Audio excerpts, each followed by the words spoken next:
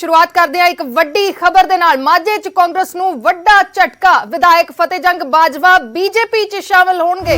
थोड़ी देर च बीजेपी च शामिल होणगे फतेहजंग बाजवा। दिल्ली च बीजेपी दफ्तर पहुंचे ने फतेहजंग बाजवा। कांग्रेस दे विधायक ने फतेहजंग बाजवा बीजेपी दे विच शामिल होण जा रहे ने। बीजेपी दफ्तर पहुंच गए ने दिल्ली दे विच।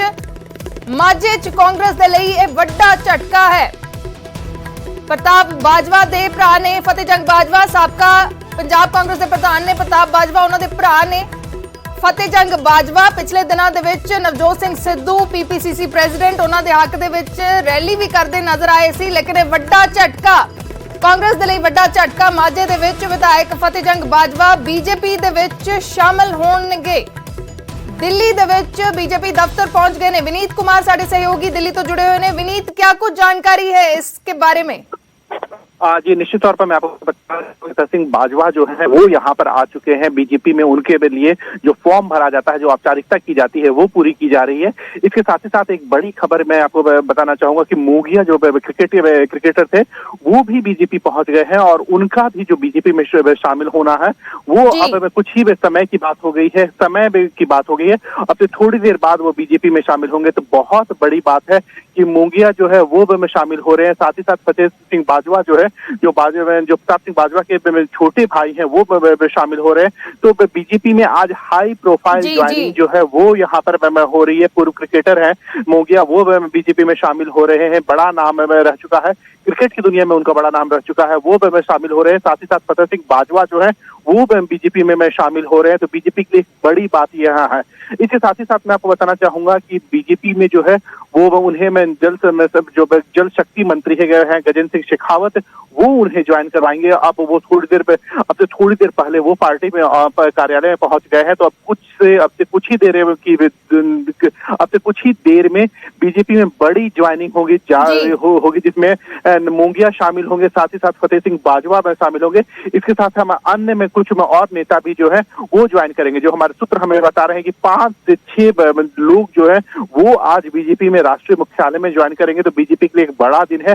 पंजाब में की राजनीति के लिए को लेकर के बीजेपी के लिए बड़ा दिन है, क्योंकि हमने कल देखा कि कल बीजेपी ने जिस तरह से एक गठबंधन किया था, कैप्टन की पार्टी के साथ गठबंधन किया था, ढिंगसा की पार्टी के साथ गठबंधन किया था, और उसके बाद हम लगातार देख रहे हैं कि बीजेपी में हाई प्रोफाइल ज्वाइनिंग जो है वो हो रही है। और इसी कड़ी में आज इस ज्वाइनिंग को हम देख सकते हैं। जी तो वड्डी खबर इस वेले दी। शुक्रिया विनीत। वड्डी खबर इस वेले दी। कांग्रेस दे लई एक वड्डा झटका इस नूं मन्निया जा सकदा है। फतेहजंग बाजवा विधायक कांग्रेस दे लई वड्डा झटका। माझे दे विच फतेहजंग बाजवा बीजेपी दे विच शामिल होणगे। बीजेपी दफ्तर पहुंच गए ने। दिल्ली दे विच जो कागजी कार्रवाई है वो कीती जा रही है, जिवें विनीत जानकारी दे रहे सन। ते इस वेले दी इह सब तो वड्डी खबर। माझे दे विच कांग्रेस दे लई वड्डा झटका। विधायक फतेहजंग बाजवा बीजेपी दे विच शामिल होणगे। नवजोत सिंह सिद्धू पिछले दिनों दे विच उन्हां दे हक दे विच रैली करदे भी नजर आए सी, लेकिन किते ना किते वड्डा झटका इस नूं मन्निया जा सकदा है। पंकज कपाई साडे सहयोगी जुड़े ने होर गलबात दे लई। पंकज, इहनूं किवें देखिया जावे? इंटरस्टिंग इस करके भी हो जाता है कि जब तक कैप्टन अमरिंदर सिंह मुख मंत्री सन, कांग्रेस दे विच रहिंदियां होइयां फतेहजंग बाजवा उन्हां दे क्लोज मन्ने जांदे सन, लेकिन जिवें ही कैप्टन अमरिंदर सिंह दा अस्तीफा होया ਤਾਂ ਨਵਜੋਤ ਸਿੰਘ ਸਿੱਧੂ ਦੇ ਨਾਲ ਨੇੜਤਾ ਫਤਿਹਜੰਗ ਬਾਜਵਾ ਦੀ ਵਧੀ ਤੇ ਪਿਛਲੇ ਦਿਨਾਂ ਦੇ ਵਿੱਚ ਨਵਜੋਤ ਸਿੱਧੂ ਉਹਨਾਂ ਦੇ ਹੱਕ ਦੇ ਵਿੱਚ ਰੈਲੀ ਵੀ ਕਰਦੇ ਨਜ਼ਰ ਆਏ। ਲੇਕਿਨ ਇਹ ਜਿਹੜੀ ਹੁਣ ਦੀ ਸਭ ਤੋਂ ਵੱਡੀ ਖਬਰ ਹੈ ਕਿ ਹੁਣ ਫਤਿਹਜੰਗ ਬਾਜਵਾ ਬੀਜੇਪੀ 'ਚ ਸ਼ਾਮਿਲ ਹੋ ਰਹੇ ਨੇ।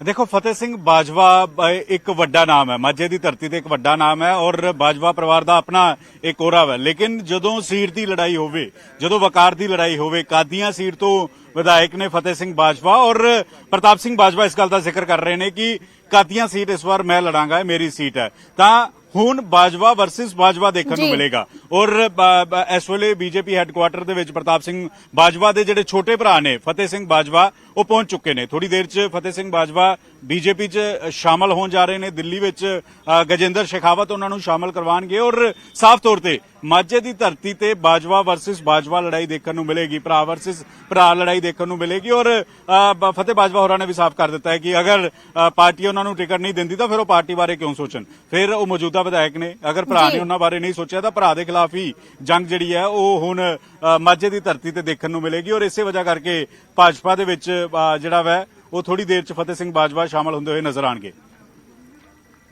ਲੇਕਿਨ ਪੰਕਜ, ਅਜੇ ਤੱਕ ਕੋਈ ਟਿਕਟ ਦਾ ਐਲਾਨ ਨਹੀਂ ਹੋਇਆ। ਪ੍ਰਤਾਪ ਬਾਜਵਾ ਜ਼ਰੂਰ ਕਹਿ ਚੁੱਕੇ ਨੇ ਕਿ ਉੱਥੋਂ ਜਿਹੜਾ ਹੈ ਉਹ ਉੱਥੋਂ ਲੜਨਗੇ, ਲੇਕਿਨ ਨਵਜੋਤ ਸਿੰਘ ਸਿੱਧੂ ਜੋ ਪੰਜਾਬ ਕਾਂਗਰਸ ਦੇ ਪ੍ਰਧਾਨ ਨੇ ਉਹਨਾਂ ਦੇ ਹੱਕ ਦੇ ਵਿੱਚ ਨਿੱਤਰਦੇ ਨਜ਼ਰ ਆਏ ਨੇ। ਤਾਂ ਅਜਿਹਾ ਕੀ ਹੋਇਆ ਕਿ ਬੀਜੇਪੀ ਦੇ ਵਿੱਚ ਜਾਣ ਦਾ ਫੈਸਲਾ ਲੈ ਲਿਆ?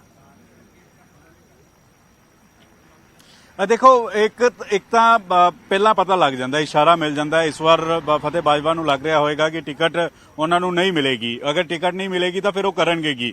ਔਰ ਦੂਜੇ ਪਾਸੇ ਕੈਪਟਨ ਅਮਰਿੰਦਰ ਸਿੰਘ ਦਾ ਸਾਥ ਹੈ। ਕੈਪਟਨ ਅਮਰਿੰਦਰ ਸਿੰਘ ਕੱਲ ਗਜੇਂਦਰ ਸ਼ੇਖਾਵਤ, ਜੇਪੀ ਨੱਡਾ ਦੇ ਨਾਲ ਮੁਲਾਕਾਤ ਕੀਤੀ, ਅਮਿਤ ਸ਼ਾਹ ਨਾਲ ਮੁਲਾਕਾਤ ਕੀਤੀ, ਤਾਂ ਭਰੋਸਾ ਮਿਲਿਆ ਹੋਏਗਾ ਭਾਜਪਾ ਵੱਲੋਂ ਕਿ ਟਿਕਟ ਤੁਹਾਨੂੰ ਕਾਦੀਆਂ ਤੋਂ ਪੱਕੀ ਦਿੱਤੀ ਜਾਏਗੀ। ਤਾਂ ਇਸੇ ਵਜ੍ਹਾ ਕਰਕੇ ਭਾਜਪਾ 'ਚ ਹੁਣ ਸ਼ਾਮਲ ਹੁੰਦੇ ਹੋਏ ਫਤਿਹ ਸਿੰਘ ਬਾਜਵਾ ਜਿਹੜੇ ਨੇ ਉਹ ਤੁਹਾਨੂੰ ਨਜ਼ਰ ਆਣਗੇ ਥੋੜੀ ਦੇਰ 'ਚ।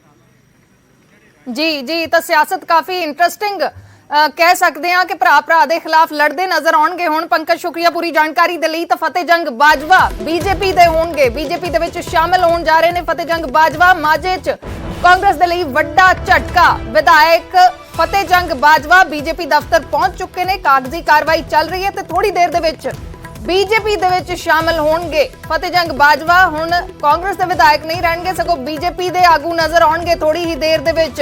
ਫਤਿਹ ਜੰਗ ਬਾਜਵਾ ਪ੍ਰਤਾਪ ਸਿੰਘ ਬਾਜਵਾ ਦੇ ਭਰਾ ਨੇ। ਪ੍ਰਤਾਪ ਸਿੰਘ ਬਾਜਵਾ ਪੰਜਾਬ ਕਾਂਗਰਸ ਦੇ ਸਾਬਕਾ ਪ੍ਰਧਾਨ ਵੀ ਰਹੇ ਨੇ।